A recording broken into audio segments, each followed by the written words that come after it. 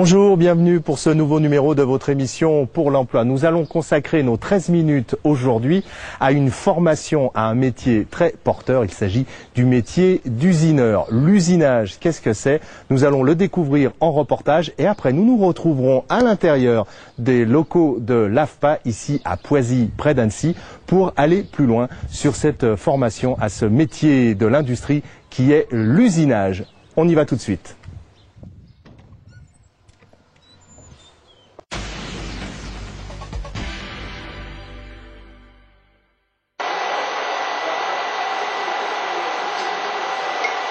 L'usinage consiste à mettre en forme par rapport à un plan, de ce brut, de mettre en forme une première partie de la pièce.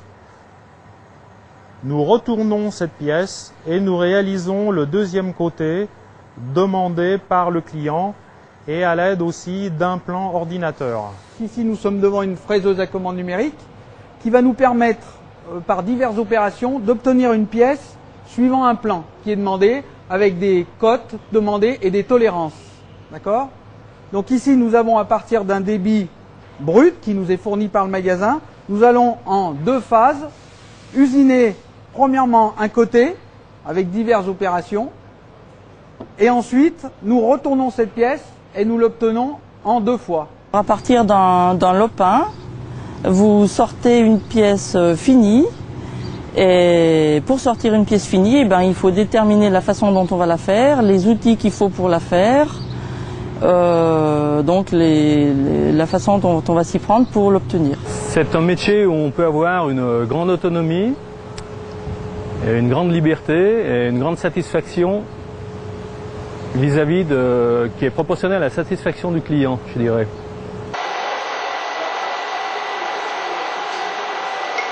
La formation est organisée de telle façon que le métier a été découpé en modules et puis en séquences. Ce qui fait qu'on peut accueillir des personnes de différents niveaux, d'accord, et on peut sélectionner un public très large. On essaye la formation de coller au plus près de la réalité.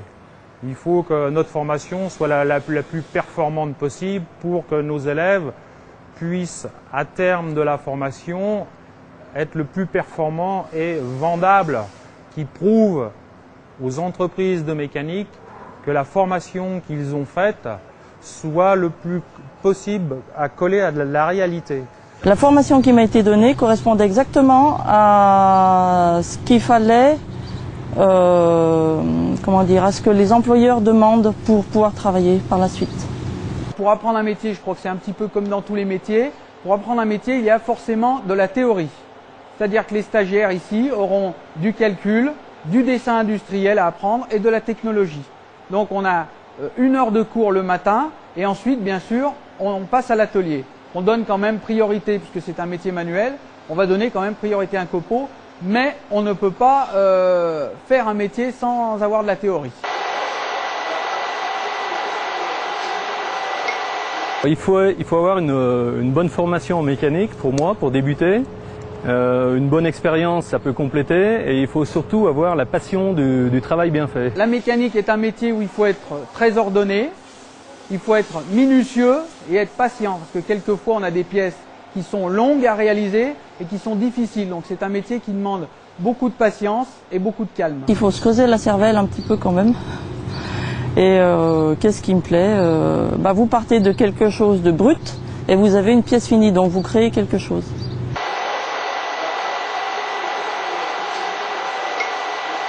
Les métiers de la mécanique peuvent mener à beaucoup de branches. On va travailler par exemple pour l'automobile, faire des pièces de Formule 1 par exemple. On va faire des pièces pour l'aviation, donc des pièces qui iront sur des avions. Hein.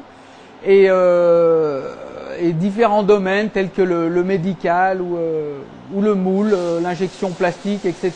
Donc des domaines très variés. J'ai choisi la mécanique parce que j'avais déjà fait un petit peu à l'école. Il y a à peu près 20 ans maintenant.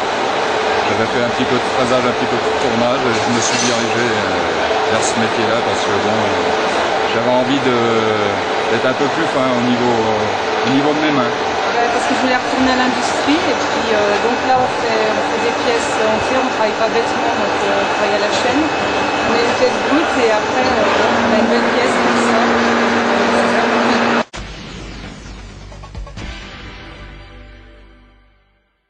Un métier, une formation, en l'occurrence les métiers de l'usinage. Nous sommes maintenant justement là où se passe cette formation à l'AFPA Haute-Savoie. Nous sommes à Poisy, tout près d'Annecy, en Haute-Savoie, avec Thierry Fiquet qui est responsable de formation ici à l'AFPA. Alors Thierry Fiquet, dans quel cadre se situe cette formation à l'usinage que nous avons vue dans le reportage?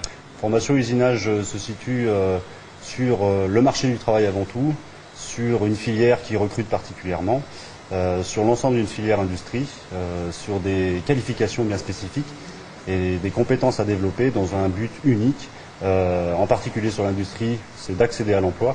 Alors dans quelle filière en fait, quand on parle de filière? Alors filière industrie, nous sommes aussi sur la filière bâtiment, sur différentes filières, et en ce qui concerne plus spécifiquement la filière industrie, on part effectivement de la sensibilisation métier, conduite de machines, opérateur, agent de fabrication, vers des métiers davantage qualifiés, jusqu'au réglage et donc au choix technologique et à la fabrication d'une pièce dans les règles de l'art. Voilà. Alors ici nous sommes à l'AFPA, il s'agit bien de formation pour adultes. Quand on parle d'adultes, c'est qui? C'est tous les gens qui ne sont plus dans le système scolaire en fait, quel que soit l'âge. C'est toutes les personnes qui souhaitent, dans un but bien précis d'accéder à l'emploi, développer leurs compétences et les valider par un titre professionnel. Niveau CAP, toujours dans le même souci d'accès à l'emploi, et bien effectivement d'avoir accès à une pédagogie qui leur est particulièrement adaptée, car on sait que c'est jamais simple, après une expérience professionnelle, après avoir quitté le système scolaire depuis un certain nombre d'années, de se remettre en situation d'apprentissage. La pédagogie de l'AFPA est basée là-dessus, sur le geste professionnel. On réalise, avec un parc machine adapté, les pièces, et en parallèle, on apprend les matières générales au service du geste professionnel.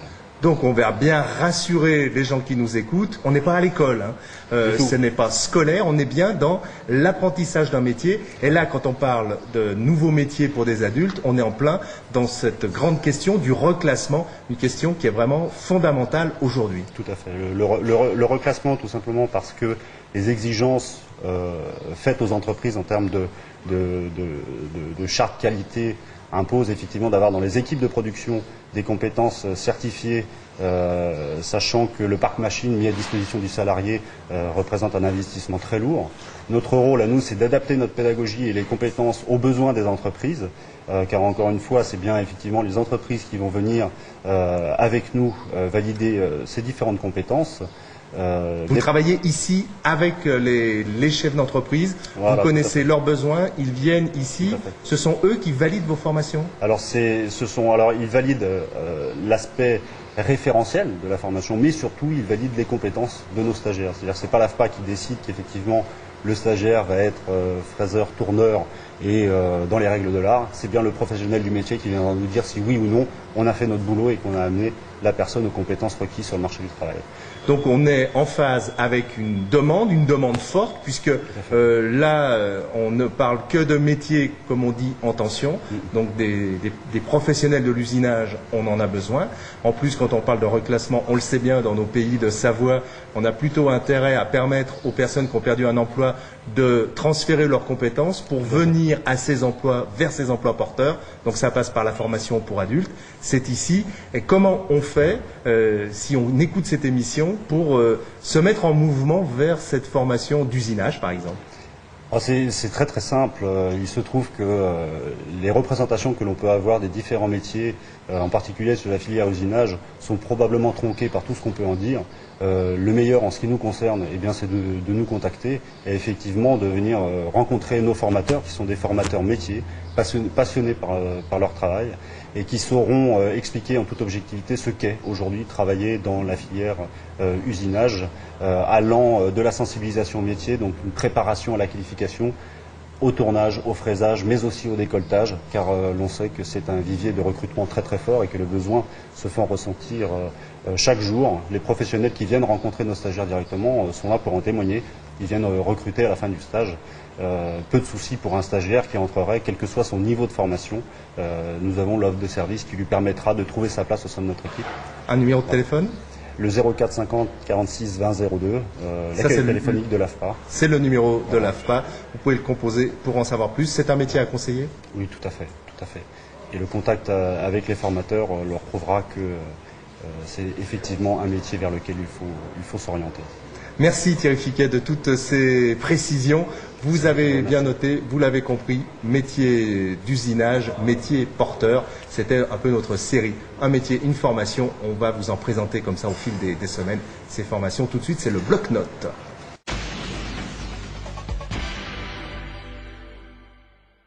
Le plan de cohésion sociale est entré en application dès le début de cette année 2005. Il agit simultanément sur 3 leviers fondamentaux, l'emploi, le logement et l'égalité des chances. Pour en savoir plus, rendez-vous sur le site anpe.fr, rubrique Actualité. L'AFPA de Haute-Savoie nous informe qu'il reste des places dans certaines formations qui débutent cet automne, avec possibilité d'hébergement et de restauration. C'est le cas pour responsable de rayon, agent de propreté, agent de restauration, opérateur régleur sur tour ou fraiseuse, ainsi que des stages de pré-professionnalisation, bâtiment et industrie. Renseignements au 04 50 46 20 02. C'est la fin de cette émission. Nous quittons les locaux de l'AFPA. Merci d'être resté ces 13 minutes avec nous. On se retrouve la semaine prochaine. Même heure, même chaîne. D'ici là, très bonne semaine à tous. Au revoir.